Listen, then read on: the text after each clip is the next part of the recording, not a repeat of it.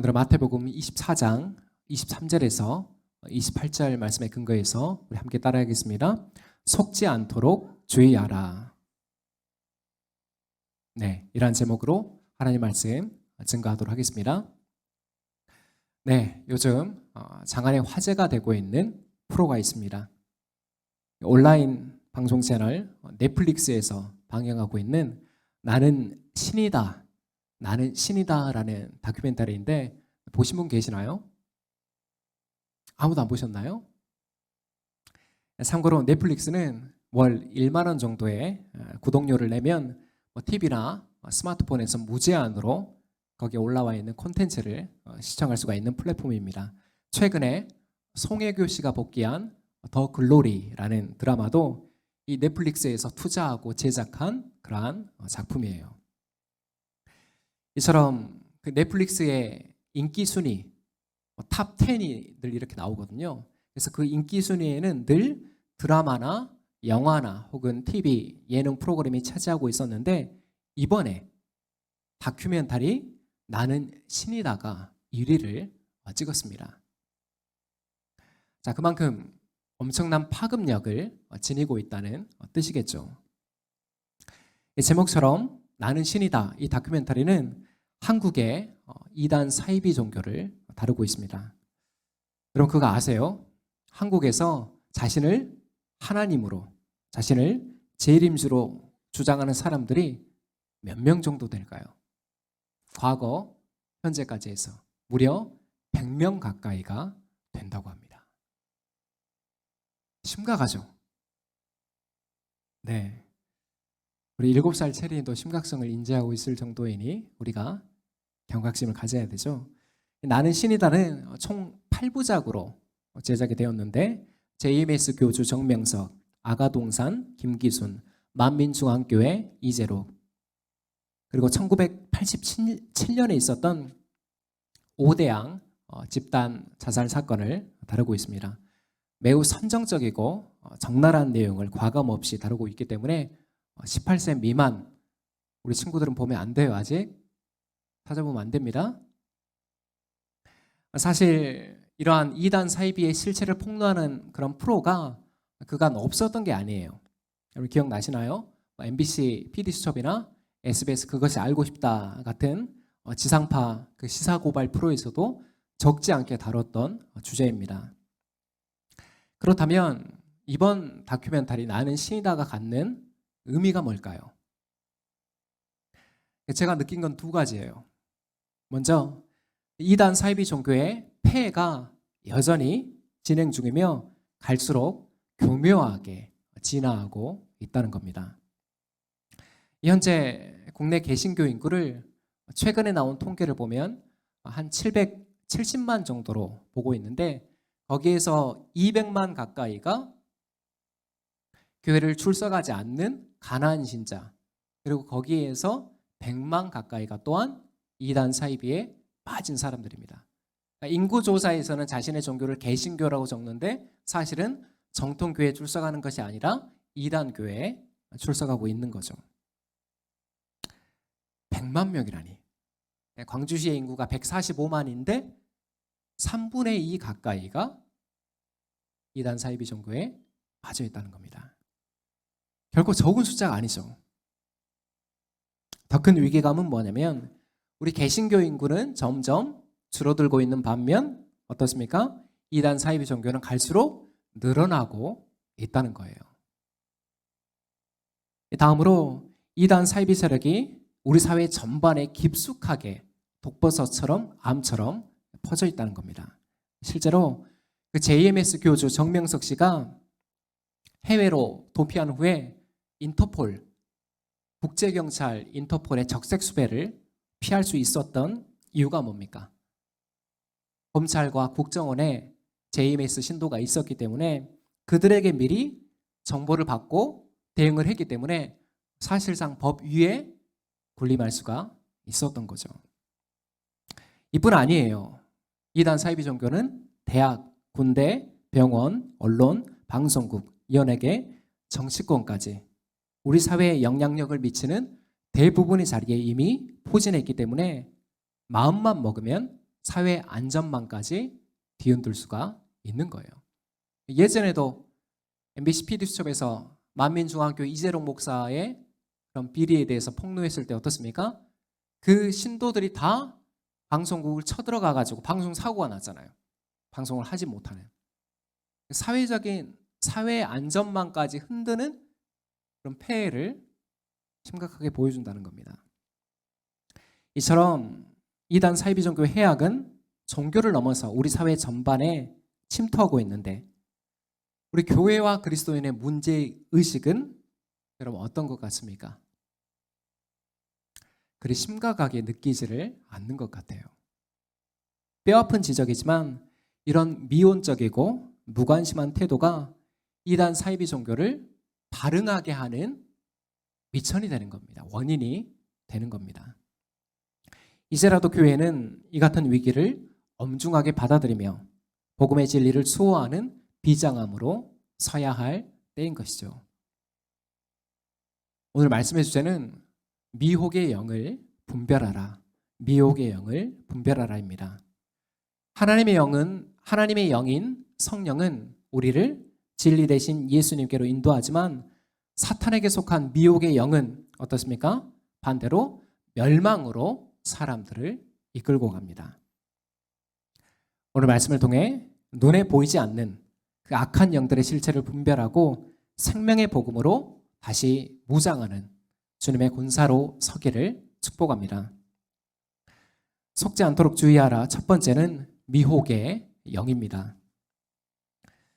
오늘 우리가 읽은 마태복음 24장은 예수님께서 감람산, 올리브산이라고 불리는 그 장소에서 제자들에게 주신 말씀이에요. 말씀의 주제는 종말에 대해서. 종말이 뭡니까? 세상 마지막 때에 일어날 일들이죠. 참고로 성경이 가르치는 종말은 이중적인 의미가 있다고 제가 말씀드렸죠.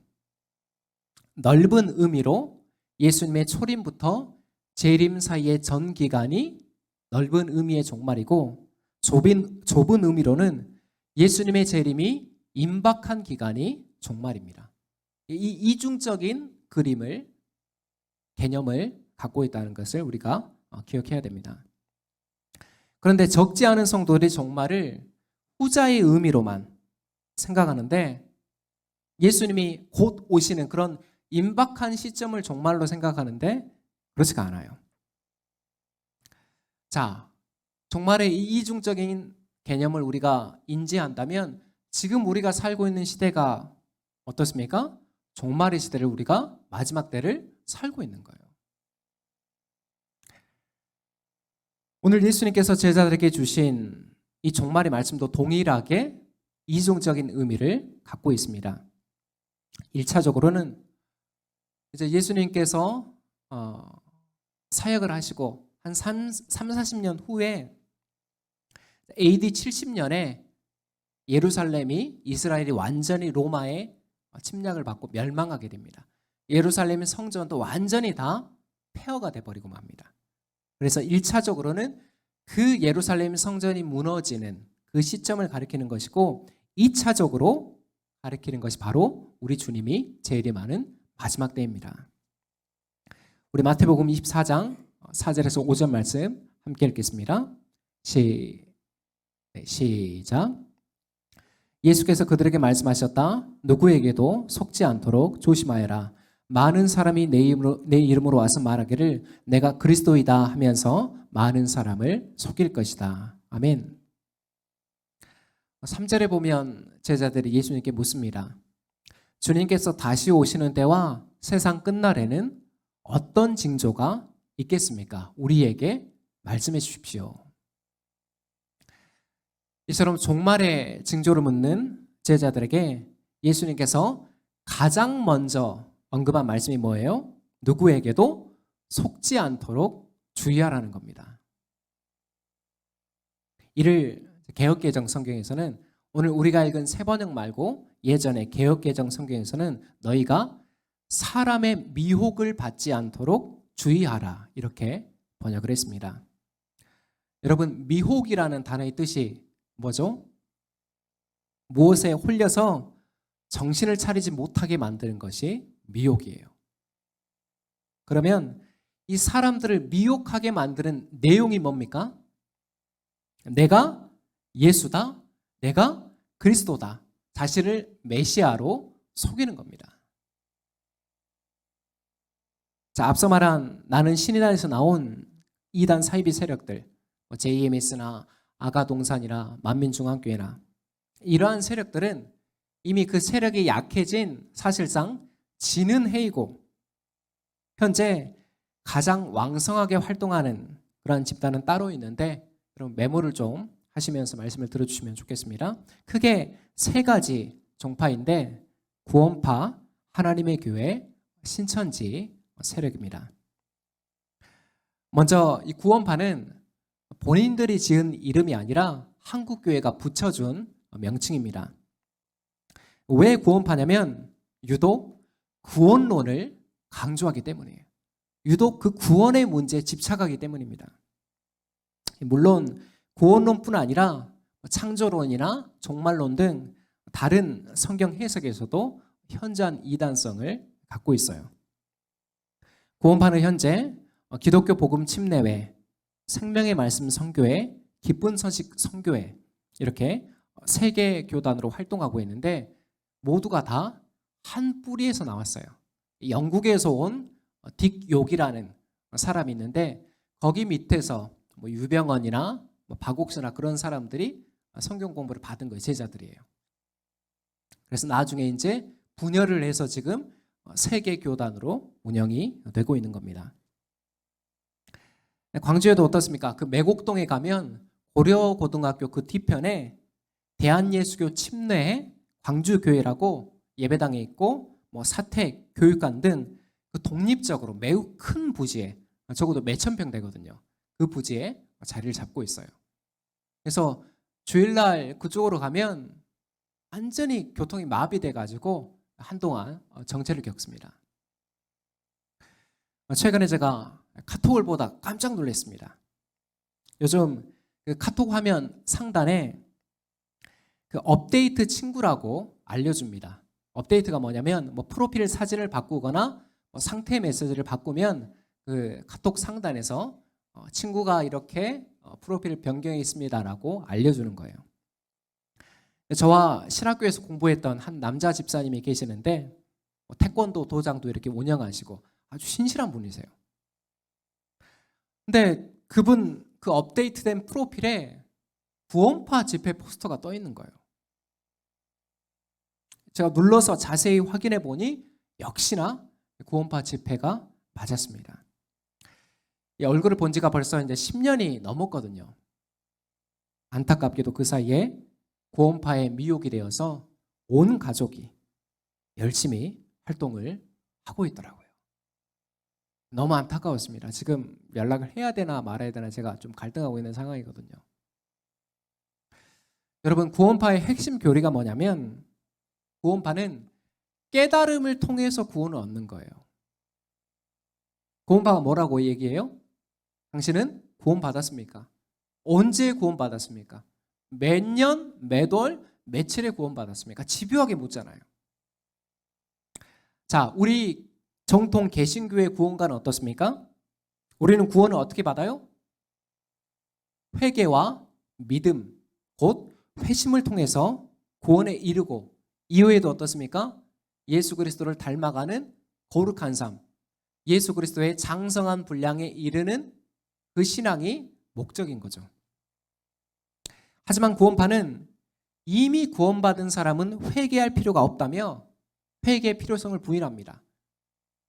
회개하는 것은, 지금도 회개하는 것은 구원의 문제가 해결됐지 않았기 때문이다라고 얘기를 해요. 그래서 자기들은 감사기도만 해요.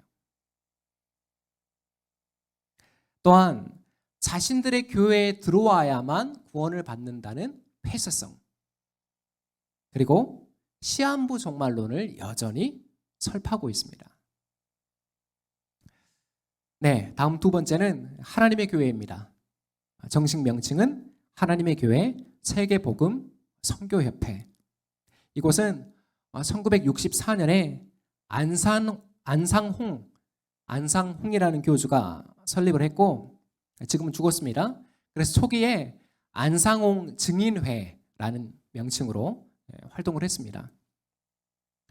쉽게 말해 이 안상홍이라는 사람을 재림 예수로 따랐는데, 이 교주가 죽은 후에는 장길자라는 여성을 여자 하나님으로 신격화하고 현재까지도 이제 명칭을 하나님의 교회로 바꿔서 활동을 하고 있습니다. 광주에도 많아요. 오치동이나 두암동이나 중흥동이나 월산동이나 쌍천동에 아주 삐까번쩍한 건물을 갖고 있습니다. 간판도 아주 누가 봐도 다 알 수 있도록 하나님의 교회, 세계복음, 선교협회라고 딱 이렇게 붙여놨습니다. 차 타고 가면서 보신 분 계시죠? 하나님의 교회의 핵심 교리는 갈라디아서에 나오는 어머니라는 단어, 그리고 요한계시록에 나오는 신부라는 단어가 여자 하나님, 곧 장길자를 가리킨다고 이야기합니다. 구약에 보면 하나님이라는 단어가 히브리어로 엘로힘입니다. 3인칭 복수예요. 그러니까 여성의 성별이 들어갈 수 있는 게 없죠. 하나님은 사실 인간과 다른 영적인 존재이기 때문에 어떤 성별로 구분할 수가 없어요. 하지만 원어로 보면 하나님, 엘로힘이라는 단어는 3인칭 남성 복수로 되어 있습니다. 이단들이 이런 히브리어나 헬라어나 알까요? 몰라요. 한글 성경으로만 단어를 짜맞추게 하는 겁니다. 또한 구원을 얻기 위해서는 안식일과 유월절을 지켜야 한다는 문자적인 해석을 강조합니다. 여러분, 구약의 대표적인 계명, 구약의 대표적인 계명이 안식일과 유월절이죠. 근데 그 안식일과 유월절이 궁극적으로 가리키는 게 뭡니까? 그 계명들이 궁극적으로 가리키는 게 바로 신약의 예수 그리스도입니다. 예수님이 말씀하시잖아요. 내가 안식일을 성취했다. 내가 안식일의 주인이다. 그리고 친히 유월절 어린 양이 되셔서 십자가에서 죽으셨기 때문에 이제는 그러한 옛 계명은 쓸모가 없어진 것입니다. 예수님이 오시기 전까지 안식일이나 유월절이나 이런 계명들이 필요한 것이지, 예수님이 오셔서 그 모든 율법을, 언약을 성취하신 후로는 더 이상 그러한 것들이 우리 구원에 있어서 어떤 역할을 하지를 못한다는 거예요. 자, 우리 골로새서 2장 16절에서 17절 말씀 함께 읽겠습니다. 시작. 그러므로 먹고 마시는 일이나 명절이나 초승달 축제나 안식일 문제로 아무도 여러분을 심판하지 못하게 하십시오. 이런 것들은 장차 올 것들의 그림자일 뿐이요, 그 실체는 그리스도에게 있습니다. 그러니까 예배를 토요일 날 드려요. 일요일 날 드리지 않아요. 성경적인 안식일은 원래 토요일이거든요. 그것도 하나님의 교회가 자체적으로 그 교리를 만든 게 아니라 안상홍이라는 사람이 예전에 안식교 출신이에요. 그래서 그 교리가 짬뽕된 거예요. 자, 바울이 분명하게 지금 말하잖아요. 먹고 마시는 어떤 계명이나 안식일 문제는 그림자일 뿐이다. 어떤 실체를 보여주기 위한 그림자일 뿐이고, 그 실체가 누구라는 거예요? 예수님이라는 겁니다. 이처럼 구원에 있어서 어떤 계명이나 어떤 의식을 필수 조건으로 제시하는 순간 어떻습니까? 그것은 하나님께 속하지 않은 거짓 복음, 다른 복음이라는 사실을 우리가 분명하게 기억을 해야 됩니다. 성경이 가리키는 복음이 있어요. 하지만 참된 복음과 가짜 복음, 다른 복음이 있어요. 자, 마지막은 현재 가장 큰 악명을 떨치고 있는 신천지입니다. 정식 명칭은 신천지 예수교 증거장막 성전. 구약에 보면 야곱의 12아들이 나옵니다. 그래서 그 12아들이 이스라엘의 시초가 되는 12지파가 되죠. 그래서 그거를 본따서 신천지도 전국의 12지파를 거느리고 있습니다. 안타깝게도 그 12지파 가운데 가장 세력이 크고 가장 영향력이 있는 베드로 지파가 어디에 있습니까? 우리 광주에 있어요. 용봉아이시 인근의 그 오치동에 아주 으리으리하게 건물이 자리 잡고 있습니다. 그쪽도 주일에 마찬가지예요. 예배 시간 되면 마비가 됩니다. 자, 신천지의 교세는 국내 이단 종파 중에 탑입니다. 가장 크다고 알려져 있습니다. 2019년 내부 자료를 보면 한 23만 명이 넘는다고 하는데, 여러분 이거 부풀린 숫자예요. 이단들이 되게 과장이 심하거든요. 근데 더 웃긴 게 뭔지 아세요? 그동안 신천지에서는 요한계시록에 나와 있는 14만 4천, 그 14만 4천을 문자적으로 해석해서 그 안에 들어가야지만이 구원받는다고 가르쳤습니다. 근데 지금 어떻습니까? 이미 그 숫자가 넘어갔어요. 말을 어떻게 바꿨을까요? 진정한 14만 4천 안에 들어가야 된다. 이상하잖아요. 신천지가 예전에 개역 한글 성경만 봅니다. 번역본을. 그걸로 이렇게 짜집기를 해야 자기들의 교리가 완성되거든요. 그러니까 저희가 주일에 보는 새번역이나 다른 것들은 절대 못 보게 해요. 네, 올바른 번역본이 아니다. 자, 신천지는 이만희 씨를 재림 예수의 영이 임한 사람, 사도 요한과 같은 약속의 목자, 그리고 보혜사라고 가르칩니다. 그리고 특별히 그동안 일반 교회에서 많이 가르쳐지지 않은 요한계시록을 중심으로 교리를 만들었습니다. 그래서 제가 코로나 전에 요한계시록 강의를 했잖아요. 지금 좀 남아있는데. 여러분이 들은 대로 요한계시록은 결코 난해한 책이 아니에요. 상징으로 쓰여 있을 뿐이지 들여다보면 난해한 책이 아니라는 거예요. 여러분, 계시록이 강조하는 메시지가 뭐였습니까? 승리하신 어린 양 예수 그리스도, 어떤 환난에도 교회를 붙드시는 하나님의 보호하심, 약속하신 새 하늘과 새 땅의 완성, 이처럼 성도들에게 영원한 소망, 궁극적인 승리를 약속하는 책이 바로 요한계시록이에요. 그래서 요한계시록을 가르치면서 막 공포와 두려움을 조장하는 그러한 가르침은 다 가짜라는 거예요. 계시록을 읽고 나면 어떠한 역경의 상황, 어떠한 혼란과 어떠한 핍박의 상황에서도 소망을 발견하게 되는 게 참된 메시지예요. 근데 막 너무 두렵고 어떻게 해야 될지 막 조마조마하고 그러면 그런 계시록을 잘못 해석하고 있다는 뜻이에요.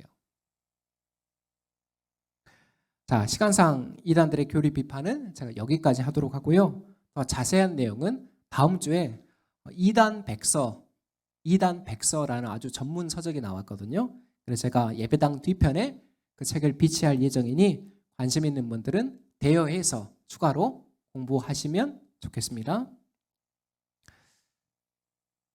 속지 않도록 주의하라. 두 번째는 미혹의 방법입니다. 이 말씀을 준비하면서 생각해 보니 제가 3개월가량, 최근에 3개월가량 교회 밖에서 전도지를 받았습니다. 그런데 그 전도지가 모두 이단교회의 전도지였어요. 여호와의 증인, 하나님의 교회, 신천지, 여러분들 비슷한 경험 있으시죠? 여호와의 증인은 무슨 사랑방 신문 같은 가판대, 파수꾼이라는 거기서 나오는 잡지 이렇게 세워놓고 한 두 사람이 양쪽에 서서 나눠주잖아요. 그리고 저는 이제 토요일마다 체린이 킥보드도 타고 저희도 산책하러 전남대학교 운동장에 가거든요. 여전히 신천지가 계속 매주 전도하고 있습니다. 이제는 숨기지 않아요.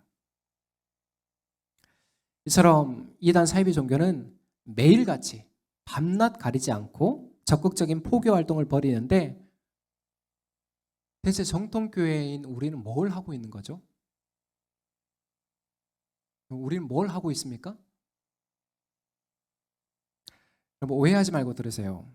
우리도 이단 사이비처럼 어깨들을 메고 전도제를 뿌리자는 그런 말이 아니라 현재 우리는 어떻게 이 생명의 복음을 전하고 있는지를 점검해 보자는 말씀으로 드린 거예요. 자, 구원파 같은 경우를 거리에서 우리가 볼 수 없는 이유가 뭘까요? 구원파는 거리에서 전도하지 않아요. 그들의 포교 전략이 다르기 때문입니다. 그들은 불특정 다수에게 전도지를 뿌리는 것이 아니라 1년에 몇 차례씩 진행되는 성경 세미나, 성경 강연회를 통하여서 교인들의 가족이나 지인들을 직접 초청하도록 만들어요. 죄사함과 거듭남의 비밀 그림 한번 보여주시겠어요? 네, 이런 포스터 거리에서 본 적 있으시죠? 버스에도 이렇게 장식돼 있고, 이게 작년에 기쁜 소식 선교회 구원파가 광주에서 열렸던 그 집회 포스터입니다. 매년 계속되고 있다는 거예요. 네, 됐습니다. 이처럼 이러한 성경 세미나나 대중 집회를 한 4일에서 5일 동안 진행합니다. 장소는 각기 달라요. 그래서 그 세미나를 통해서 그들의 교리를 설파하고, 강연이 끝나면 1대1로 계속해서 신앙 상담을 통하여서 사람들을 미혹해요. 아주 정교하고 아주 전략적이고 아주 교묘하게 조직적으로 움직이고 있습니다. 또한 이렇게 길거리에서 보는 오프라인뿐만이 아니라 유튜브가 대중화되면서 이제 이단 사이비의 포교가 온라인에서도 매우 활발하게 일어나고 있는 중입니다. 자, 예를 들어 신천지만 해도 코로나 전에는 보이지 않게 음지에서 활동을 했습니다. 그런데 이제 코로나 기간에서 대구에서 신천지 교회를 중심으로 감염이 터지고 이만희 씨가 TV에 나와서 대국민 사과를 하는 모습이 언론에 타면서 이제는 완전히 전략을 바꾼 거예요. 어떻게 해요? 이제는 대놓고 거리에서 신천지라고 밝히면서 전도를 하고 유튜브에 신천지 채널을 개설하고 여러 강연 영상을 끊임없이 노출하고 있습니다. 제가 지난주에 확인해 보니까 신천지 공식 채널 지금 구독자만 10만 명이 넘더라고요. 그리고 우리나라에서 이름만 대면 알만한 연예기획사 대표가 있습니다. 이분은 가수로도 성공을 했고 이후에 기획사를 세워서 수많은 히트 가수를 배출하면서 현재도 왕성하게 활동을 하고 있어요. TV 틀면 자주 볼 수 있는 그런 인물입니다.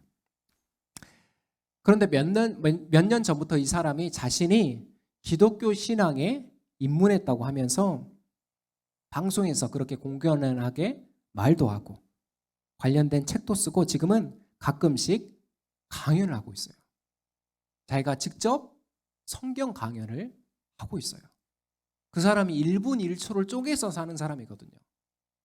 엄청나게 바쁜 사람이에요. 근데 그렇게 바쁜 사람이 직접 성경을 가르치고 다닌다니까요. 나중에 말씀드릴게요. 지금 이게 온라인으로 나가서 요새는 사실적시 명예훼손이 될 수도 있기 때문에 나중에 찾아보시기 바랍니다. 동일하게 유튜브에 이분 강의도 적지 않게 올라와 있습니다. 따로 채널이 있어요. 근데 저는 이분의 신앙이 현재로서는 정통 기독교 교리에 근거하기보다는 구원파 교리에 더 가깝다고 생각을 합니다. 이분이 재혼을 했는데 구원파 유병헌 씨의 동생의 딸하고 결혼을 했거든요. 그리고 예전에 디스패치라는 기사에서 나온 내용들을 보면 성경을 가르쳤던 그 장소가 다 구원파와 연관된 장소입니다. 그러니까 제가 염려하는 문제는 이분이 갖고 있는 사회적인 영향력이 워낙 크기 때문에 그 영향력이 아직 분별력이 없는 젊은 세대나 그런 사람들에게 잘못 사용되지는 않을까 하는 그런 마음으로 예의주시하고 있는 상황이에요. 자, 미혹의 방법 두 번째는 현대인들의 심리를 조종하는 방식입니다. 여러분 그런 생각 안 해보셨어요? JMS 교주 증명석이나 신천지 이만희 씨 나이가 우리 나이로 78세, 92세 모두 다 할아버지 노인에 해당되는 나이예요. 학력도 초등학교밖에 안 나왔고 말도 어눌하고 일반인에 비하면 볼품없는 사람들입니다. 쉽게 봤을 때, 겉으로 봤을 때 리더로, 지도자로 따를 만한 그렇게 매력 있는 사람들이 아니에요. 그럼에도 왜 그렇게 많은 사람들이, 심지어는 우리 사회의 지성인 엘리트라고 하는 의사나 교수나 변호사 같은 사람들도 그 이단 사이비 종교에 넘어가는 걸까요? 그런 생각 안 해보셨어요? 여러분, 신천지가 대학생들을 포교하는 방식을 보면 알 수 있습니다. 신천지는 한 사람을 전도하기 위해서 최소 3명의 교인들을 동원해요. 예를 들어서 올해 2023학년도 신입생이 들어왔습니다. 그러면 그 신입생 한 사람을 위해서 동기 1명, 선배 1명, 조교 1명, 이렇게 3명이 전담팀으로 붙는 거죠. 그렇게 함께 밥도 먹고 뭐 차도 마시고 여행도 가고 과제도 도와주고 고민이 있으면 밤늦게까지 상담도 해주고, 아주 끈끈한 친밀한 그런 유대 관계를 맺는 거예요. 이렇게 일상의 필요나 정서적인 필요를 모두 다 최대한 할 수 있는 대로 채워주는 거죠. 그러니 이 신입생의 마음이 이제 시간이 갈수록 어떻게 바뀔까요? 모든 경계심이 사라지고 마음이 활짝 열리는 거예요. 바로 이때 그 영혼을 낚아채는 낚싯줄을 던집니다. 뭐라고요? 내가 아는 아주 신실한 전도사님, 내가 아는 외국에서 지금 들어와서 잠깐 쉬고 있는 아주 신실한 선교사님이 계시는데 우리 성경 공부 한번 같이 해보지 않을래? 그렇게 복음방 신천지 센터를 거쳐서 몇 개월 동안 성경 공부를 가장한 영적인 세뇌 작업이 이루어져요. 다 둘러싸서. 그 신천지 복음방이나 센터 가면 다 성경 공부하고 있는 사람들 투성이거든요. 그러니까 뭐라고 생각할까요? 내용을 배우기 전에 여기는 뭐가 있나 보다. 그 사람들이 이렇게 많지. 이렇게 열정적으로 하지. 그리고 그 몇 개월간의 수료 과정을 마치고 나면 그때부터 정명석이 재림예수로, 이만희가 마지막 시대의 약속의 목자로 보이는 거예요. 아시겠어요? 그 외에도 어떤 관계의 문제나 정서적인 문제로 흔들리는 현대인들의 불안 심리를 이용해서 매우 치밀하고 조직적으로 접근합니다. 여러분, 우리가 다 불안한 문제들 갖고 있죠? 안 그래요? 현대인들이 다 불안해요. 그 불안 심리를 이용해서 접근을 하는 겁니다. 요새 가스라이팅이라고 부르잖아요. 가스라이팅. 이게 뭐예요? 타인의 심리나 그 사람이 갖고 있는 어떠한 부족감, 결핍을 교묘하게 조작해서 스스로 어떤 결정을 내리지 못하게 함으로써 그 타인에 대한 지배력을 강화하는 행위예요. 이 사람 스스로는 어떠한 선택도 하지 못하게 만들어요. 오직 나만을 의존하게 심리적으로 그렇게 만들어버립니다. 그게 가스라이팅이에요. 여러분, 가장 안타까운 건 뭐냐면 이러한 케이스들도 적지 않아요. 본인이 속한 교회가 이단 사입이라는 걸 알아요. 그럼에도 거기에서 나오지 못해요. 이유가 뭘까요? 안다니까요. 이미 그 안에서 매우 끈끈한 관계를 맺고 있기 때문이에요. 자기 부모 형제한테도 받지 못했던 사랑을 그 안에서 받았거든요. 그래서 머리로는 이 교회가 이단이라는 걸 알지만 그 정 때문에 그동안 쌓아왔던 그 시간들, 그 추억들 1, 20년 있다가 나올 수 쉬운 문제 아니에요, 여러분. 네? 1, 20년을 거기 몸담았다고 생각해봐요. 그래서 못 나오는 게 얼마나 안타까운 일이에요. 정통이라고 자부하는 우리가 과연 이러한 형제사랑의 계명을 어떻게 실천하고 있는지를 정말 심각하게 돌아봐야 됩니다. 모든 필요를 다 채워준다니까요. 물론 꼭 그렇게 우리는 다 할 수는 없죠. 정통교회가 그런 역할들을 하지 못하고 있기 때문에 이단들이 그 틈새를 놓치지 않고 포착하는 거예요. 이처럼 이단 사이비 종교의 포교 활동은 때와 장소, 시간을 가리지가 않습니다. 우리가 지나는 평범한 거리와 손바닥 안 스마트폰까지 들어와 있고 우리의 약한 마음과 상황을 호시탐탐 노리고 있기 때문에 지혜롭게 분별하고 단호하게 대처해야 됩니다. 여러분, 종교의 영역은 이성을 넘어섭니다. 네? 사도 요한이 뭐라 그랬어요? 미혹의 영을 받았기 때문에 저들이 저런다는 거예요. 우리는 하나님의 영, 성령을 받았기 때문에 하나님을 아바 아버지라고 고백하지만 저들이 왜 이단 교주를 따라요? 다른 영을 받았다니까요. 그러니까 박사 학위를 받아도 사회적인 엘리트가 돼도 무관한 거예요. 우리 일본에서 오신 우리 이모님 계시는데 일본은 여전히 통일교가 강세예요. 이번 다큐멘터리에서도 통일교는 못 건드려요. 왜요? 너무나 커버렸으니까. 미국에서도 영화배우 탐 크루즈 알죠? 탐 크루즈가 사이비 종교 신봉자예요.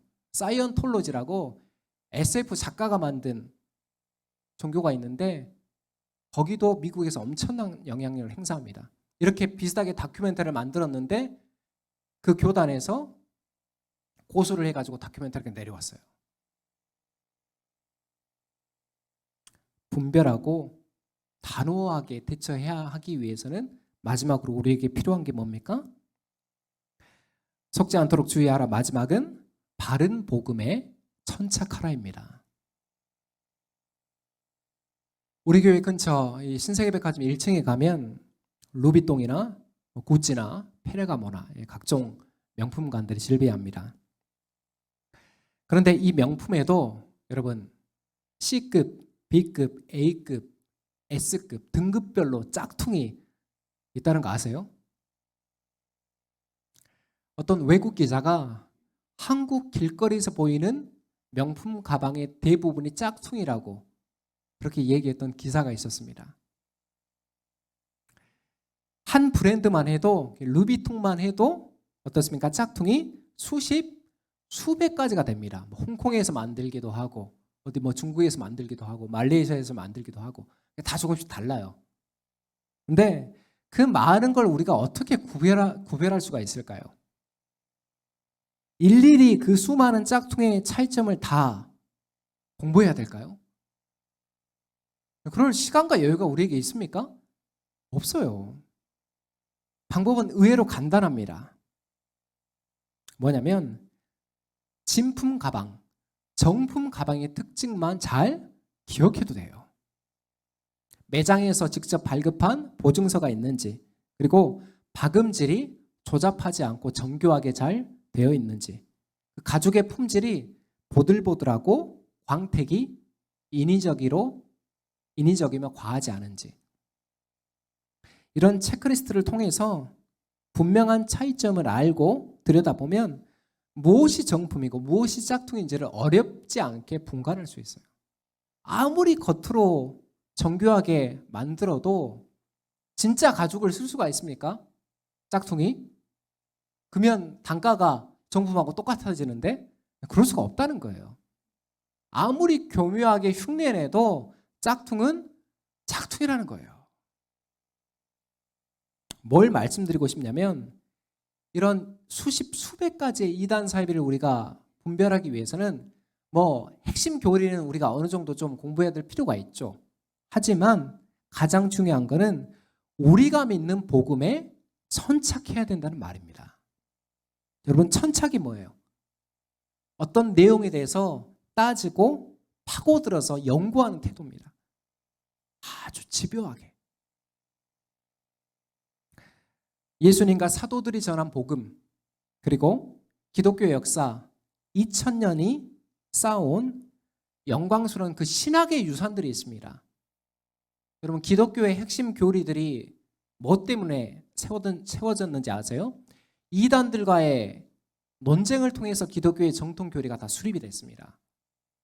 그게 2000년의 교회의 유산이에요. 구체적으로 뭡니까? 우리가 믿고 고백하는 하나님은 성부, 성자, 성령, 삼위일체 하나님이시다. 예수 그리스도께서 인류의 죄와 율법의 저주를 십자가에서 대신 담당하시고 부활하셨다. 구원은 이 예수 그리스도의 신실하심 앞에 믿음으로 반응하는 자에게 주어지는 하나님의 선물이다. 하나님의 성령은 다른 누구가 아니라 오직 예수 그리스도만을 증거한다. 끝으로 종말의 시간, 곧 우리 예수님의 다시 오심, 재림은 오직 하나님만 알고 계시며 그 날에 성도는 부활한 새 육체를 입고 영원한 하나님의 나라의 잔치에 참여할 것이다. 이게 우리가 믿는 복음의 내용이에요, 여러분. 신약에도 어때요? 바울이 거짓 복음, 다른 복음을 전하는 그 거짓 사도들과 치열하게 논쟁하고 싸우잖아요. 이게 교회의 역사 가운데 계속된다는 거예요. 예수님 오시기 전까지. 여러분, 이상의 내용들을 우리가 믿고 고백하며 마지막까지 꼭 붙들어야 할 복음의 정수. 복음의 정수예요. 얼마나 이러한 진리 가운데 우리가 천착하고 있습니까? 우리의 다른 관심사들은 각자가 관심을 가지는 그러한 영역들 있잖아요. 그건 정말 깊이 파고들고 천착하는데 우리의 영생의 문제를 결정하는 그 복음에 대해서는 우리가 얼마나 천착하고 있는지 돌아봐야 되겠죠. 여러분, 복음을 다 안다고 다 이해했다고 누가 말할 수가 있을까요? 우리는 진리 앞에 겸손해야 됩니다.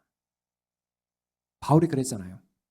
깊도다 하나님의 지혜와 지식의 풍성함이에요.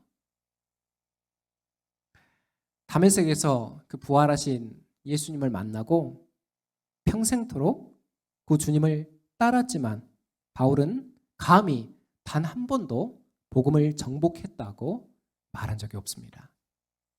우리 빌립보서 3장 12절 말씀 함께 읽어볼까요?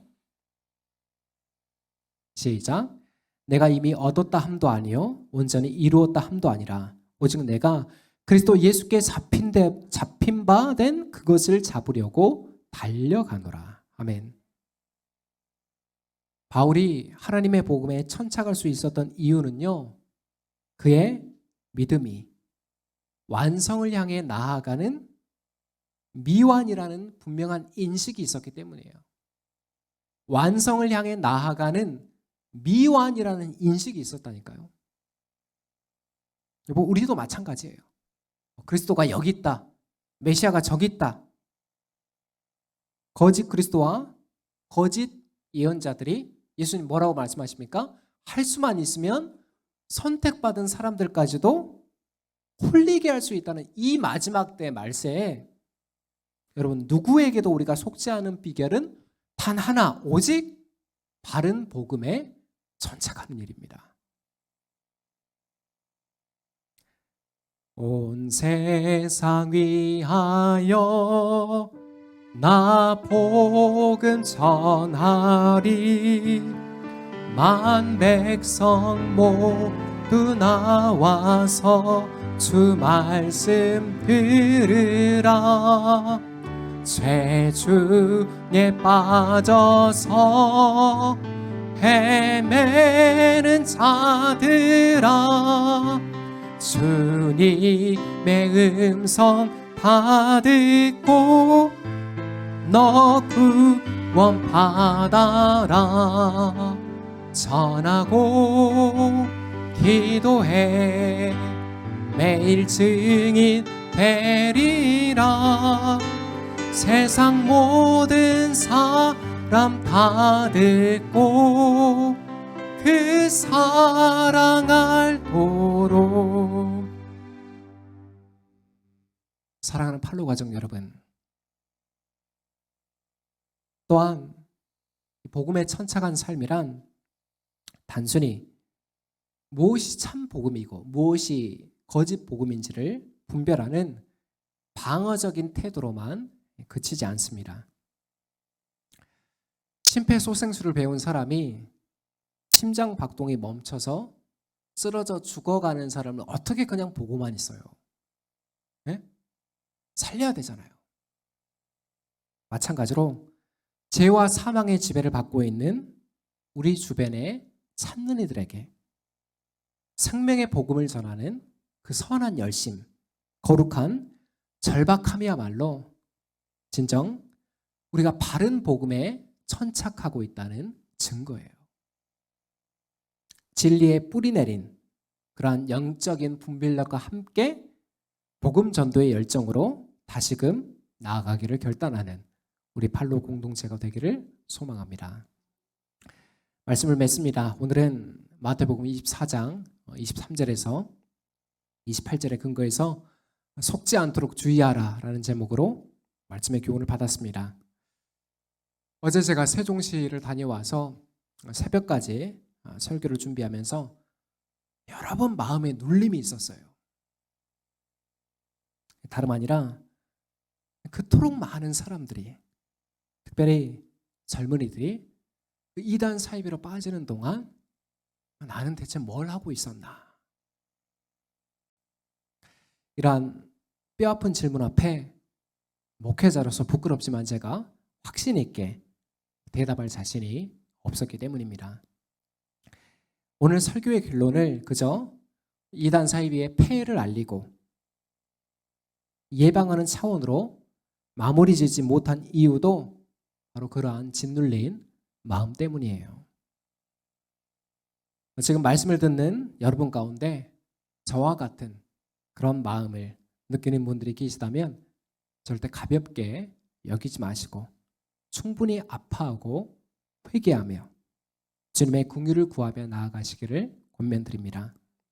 더불어 주님께서 우리 교회 공동체 가운데 위임하신, 맡기신 그 생명의 복음을 다시금 높이 드러내기를 결단하며 신실하고 충성스러운 그 복음의 파수꾼 역할을 감당하는 우리 모두가 되기를 예수 그리스도의 이름으로 축원합니다. 기도하겠습니다.